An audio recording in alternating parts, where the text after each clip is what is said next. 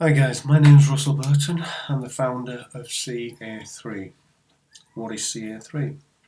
Ca3 is a lawful way for you to rebut, dispute your debts.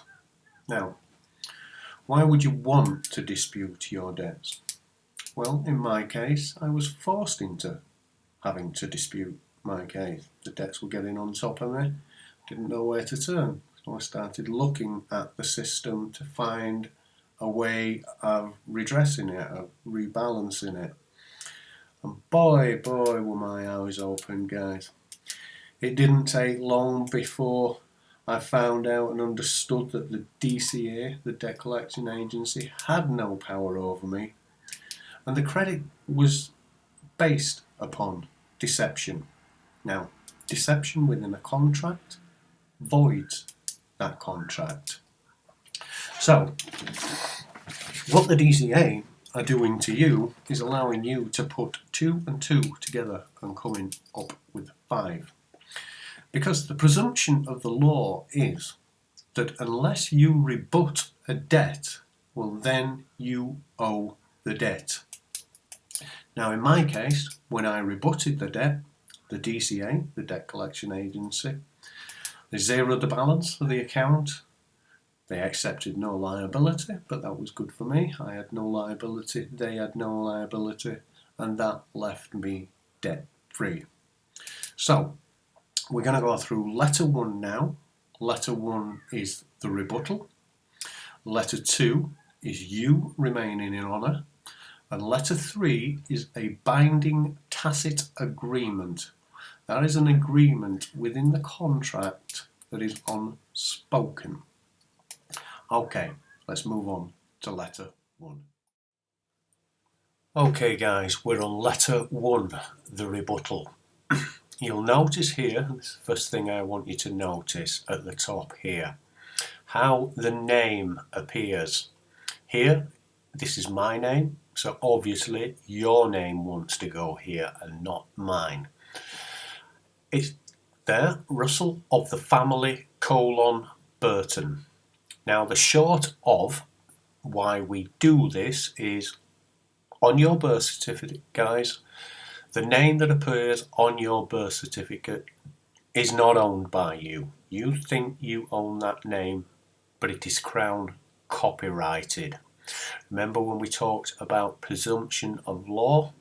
Well, the Crown copyright is operating under maritime law. Maritime law is law of contracts. So they are presuming, because you are using that name, that you are contracting with them. So this is why we use this name, because this name does not appear on your birth certificate. Okay, so again, Russell of the family, Burton. So if your name was Maria of the family Jenkins, that's how it would appear. Obviously, your address goes in here. Now let's move over to the debtor side. The debtor side is the CEO's full name. We can easily research that on Google, guys. If you're having problems finding that, the group and the admins at Ca3 would be happy to help you with that. Their business address would go in here. You don't want to be using a PO box address, you want to be using their business address, their postcode. Now, if you have a name on the letter from the collections department, put their name in here. Obviously, the date that you send the letter. Now, the account of which the account is referring to, you will find that on the letter from the Debt Collection Agency. Again, we want the CEO's name in here. Let's move on to the letter now. Okay, in the rebuttal, it states, and this is you remaining in honour, you would be happy to settle any financial obligations that you might owe, as long as you receive the documentation. Now, here is the rebuttal, the validation of the debt. You want to see the actual accounting. the verification of the claim made against you, a sworn affidavit, hand-signed invoice in accordance with the Bill of Exchange Act. So you're basically asking them for a true bill and not a statement. You want a bill. Now, the only way I can explain that, and again I can explain that a little further on the group wall, is you go into your bank and you ask them for a bill. They're going to look at you strange. You ask them for a statement and they'll give you a statement. So understand the difference between a statement of your account and a true bill. A true bill is what you want. Okay. You want a copy of the contract signed, binding both parties. Also, please also provide me with a true and certified copy, not a photocopy of the original note. That's the original credit agreement that you signed.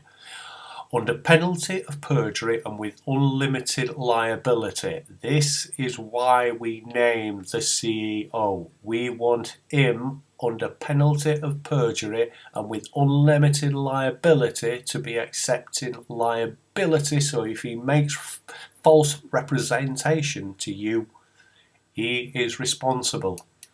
Okay. Note. And confirm that the note has never been sold. Well, 2008, we had the financial collapse. This is what was going on, guys. The notes were being traded as securities, financial instruments. Investment companies were buying those notes by the bucket load. And then they were insuring them for up to 20, 30 times the asset value. Which means basically they were insuring against you. They wanted you to fail, guys. They wanted you to fail. So if you had a credit agreement with them for £1,000, they were going to collect £30,000 in insurance, effectively paying your bill. Okay, let's move on.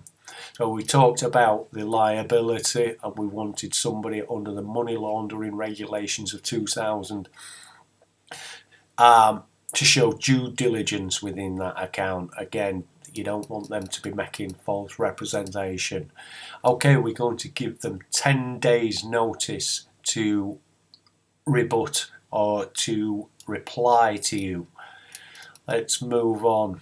Let's get down here to the bottom. The rest of you, if you want to go through this, guys, because we're involved in the Protection from Harassment Act, because we don't want them writing to you or texting you and the rest of this. So this is why we put this in here. So we move down here to the bottom, and this is where I want you to notice. I want you to sign, and I want you to sign through this, because I don't want them lifting your signature at any other point and putting it onto something else. Now, by sovereign of, and again, Russell of the family, Burton. Authorised agent and representative. Now, I want you to notice this bit here, guys. See where my name is in all capital letters. Again, we can talk about this on site.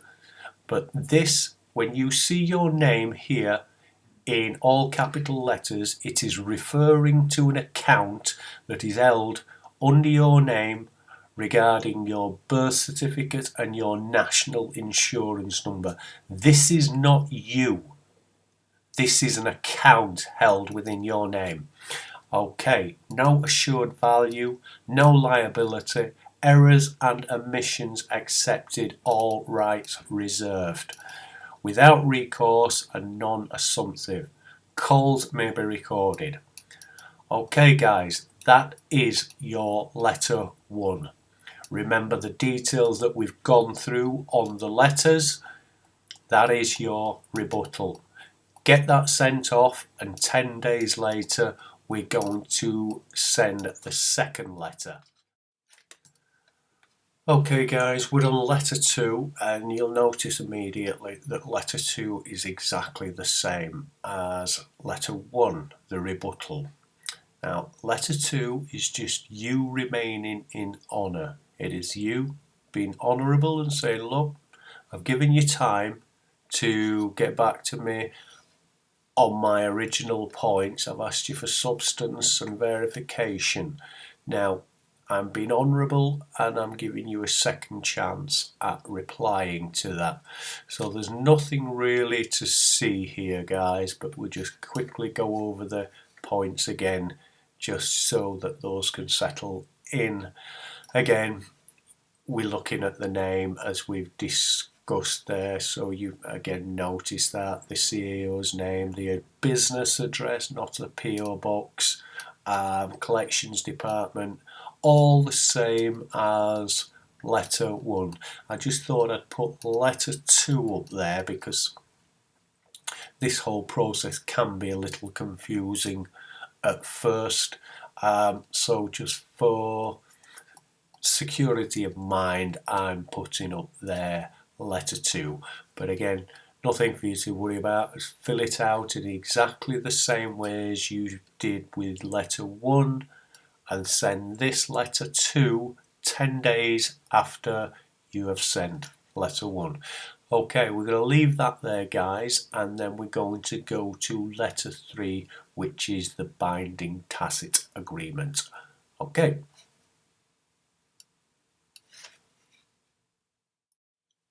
Okay, guys, we're on letter 3 now. Again, not much difference in the letter, but in this case we are just referring to them.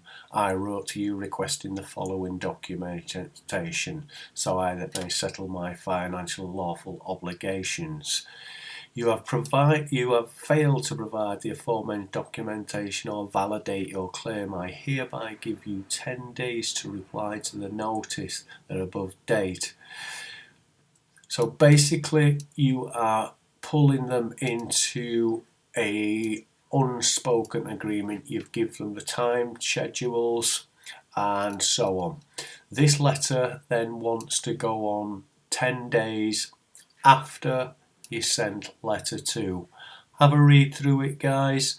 Again, there's not much for you really to do other than to be putting in your details as we talked about on here. But this is your tacit agreement. Have a look at it, see what you think. Once you've got these letters sent off, guys, it shouldn't be long before the DCA gets back to you. They're either going to zero balance your debt. Some of them put a bit of an argument up, but if they do put up an argument, what we'll do is we'll just send a final letter, which is just an estoppel, which prevents them taking any further action. I think that's about it, guys, and it's a very simple process, a little scary at first, but as I say, guys, you'll feel a lot better once you get the letters back. I'm going to put some of the letters, the zero balance letters, on the end of this video just so that you can see how things are working. Anyway, guys, enjoy this because it does become a little bit of fun after a while once you realise that you've got the power, they've not got the power. Have a great time, guys.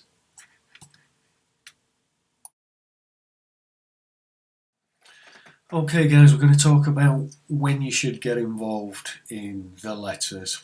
And let's have an imaginary scenario that works for everybody. Usually works like this. You know, you're struggling with the debts, you're struggling to find the money each month.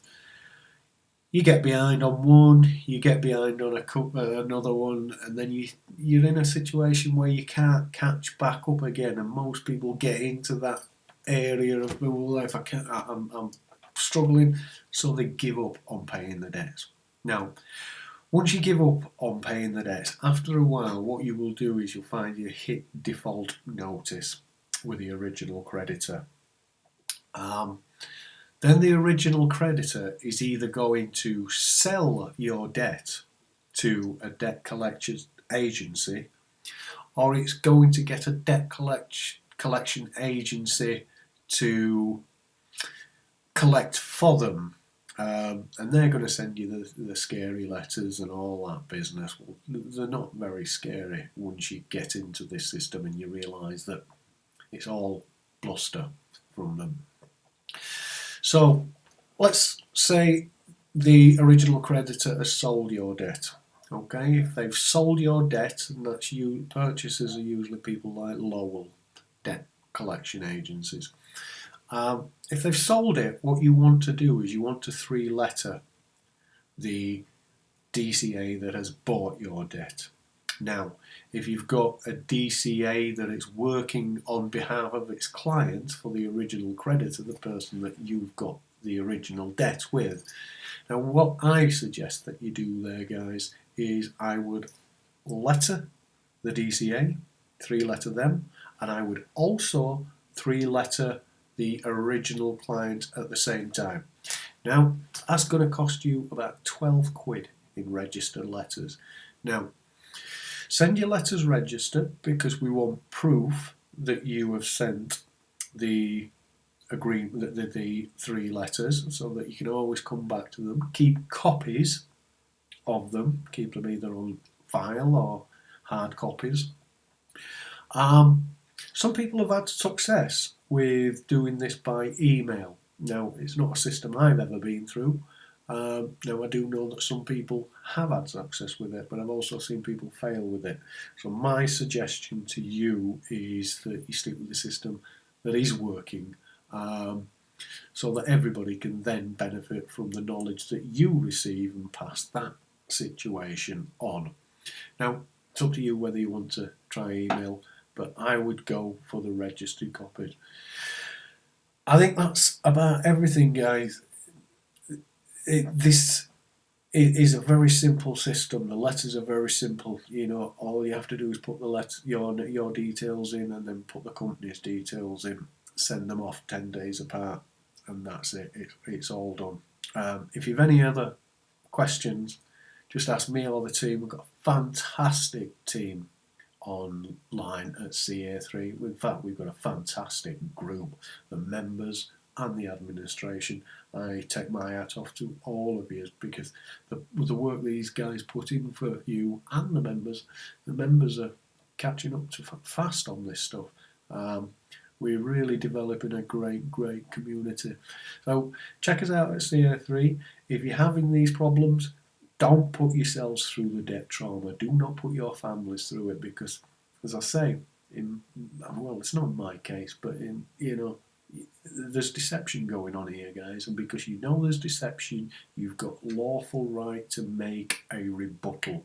Put it in there, and I'll guarantee most of your DCAs just run away because they don't want to accept any liability. Have a great day, guys. I'll let the rest of the video roll.